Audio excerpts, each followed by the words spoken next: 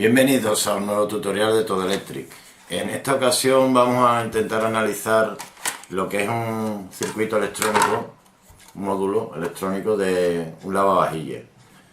Es un lavavajillas integral y vamos a analizar sus distintas partes, sus distintas secciones, los componentes que tiene y bueno, a ver si podemos hacer un poquito de ingeniería inversa y saber cómo funciona más o menos, los componentes que lleva y toda esa serie de cosas.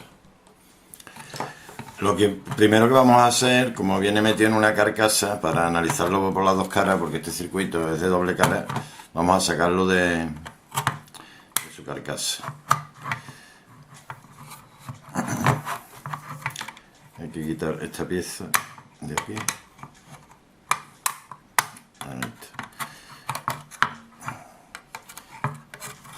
Tiene aquí unos clips, como podéis ver. Está liberado.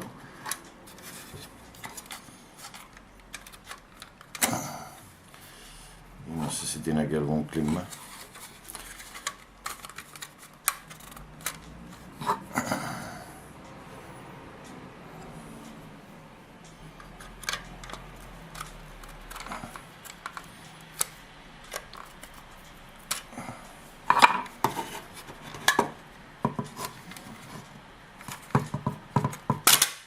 Aquí. Bueno, pues aquí ya lo tenemos liberado. Una vez que tenemos nuestro circuito sacado de la carcasa, pues lo primero que podemos ver es que por la parte de las pistas tenemos soldados todos los componentes SMD, como es lógico. Y en la otra cara, en la parte de la serigrafía, pues tenemos los componentes que son normales. Tenemos 4 relés, tenemos un dimmer, que este es el que hace los pitiditos característicos que hacen las vajillas, un conector, este conector es el del calefactor o resistencia de calentamiento, que tiene unos 2000 vatios, y tenemos toda esta zona, que todos estos componentes corresponden a lo que es nuestra fuente de alimentación conmutada. Es la parte del circuito que se encarga de alimentar todo. Tenemos un varistor. Esto es un elemento de protección para los picos de tensión transitorios y subidas de tensión. Un condensador de poliéster para también eliminar corrientes parasitarias que puedan venir de la línea de la red eléctrica. Una resistencia de medio vatio 100 ohmios que hace las veces de fusible. Normalmente cuando hay una subida grande de corriente, pues lo primero que se quema es esta resistencia. Aparte del varistor, si hay una subida de tensión de red, se quema el varistor.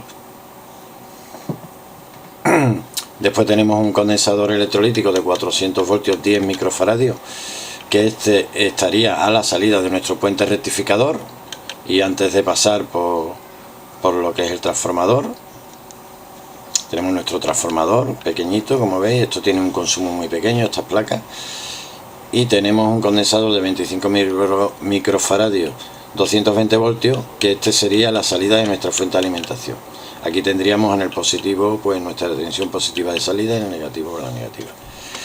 Vale, por esta cara más o menos ya hemos visto las distintas zonas. Vamos a ver por la otra cara. Aquí se distingue fácilmente pues dos zonas muy bien diferenciadas. Si veis aquí esta línea que voy a trazar aquí más o menos, aquí de la línea esta hacia la izquierda, las pistas, como podéis ver, no sé si se verá en detalle, son bastante finas, son unas pistas muy finas y están muy juntas. Y esta parte de aquí pertenece a lo que es la lógica de control de todo el circuito electrónico. Tenemos nuestro microprocesador, un circuito integrado, que este lo que hace básicamente amplificar señales de entrada y nos da unas señales de salida. Tenemos aquí una batería de resistencia para polarizaciones, etcétera. Este conector de aquí, que sería la interfaz que se utiliza para conectar, para programar. Esto con una interfaz se conecta al ordenador para poder programar el microprocesador o analizar en los estados, analizar cualquier cosa del microprocesador a través de esta conexión. No se utiliza en el funcionamiento normal, los conectores que se utilizan son estos de aquí, donde van los distintos componentes. Este se utiliza en laboratorio, en fábrica. Después, dentro de lo que es la lógica de control, tenemos la parte de mando, que sería esta zona de aquí, que es donde tenemos los micropulsadores para seleccionar los distintos programas. Perdón. Tenemos los LEDs, LED de encendido, de abrillantador, de sal y de los 5 programas que tiene la vajilla. Son 5 programas distintos. Y después ya de esta zona hacia acá, veis que ya las pistas aquí son bastante más gruesas, sobre todo por esta zona de aquí, toda esta zona de aquí que estoy delimitando, incluido este triac. Esto sería lo que es la fuente de alimentación, pero por la parte, los componentes SMD de la fuente de alimentación. El corazón es este circuito integrado, que es el que produce las oscilaciones, el que controla todo. Está operado a través de este triac, creo que es un triac, después de todas maneras lo analizaremos. Los diodos rectificadores, se ven 4, uno será el de la salida, estos 3, pues 2 serán para rectificar, otro no lo sé muy bien, habría que analizarlo. Aquí tenemos algunos pequeños transistores, aquí tenemos 2 diodos Zener para producir distintas tensiones, seguramente para que funcione el microprocesador, que el microprocesador puede tener varias tensiones de funcionamiento. Después aquí podemos ver esta zona, que también vienen una serie de pistas finas para esta zona, hay una serie de transistores SMD, hay resistencia, condensador. Por aquí entran las señales que controlan estos triacs.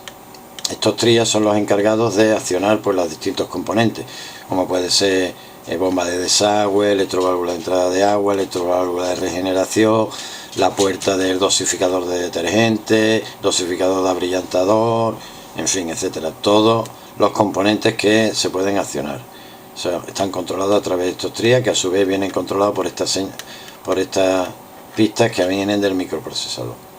Vale, pues a grandes rasgos estas serían las distintas etapas, las distintas partes de nuestra PCB. En el próximo capítulo que hagamos, pues empezaremos analizando por la fuente de alimentación, haremos algunas comprobaciones, algunas medidas, analizaremos lo que son los triacs de salida, las salidas que tenemos, veremos más o menos cada triac a qué patilla corresponde.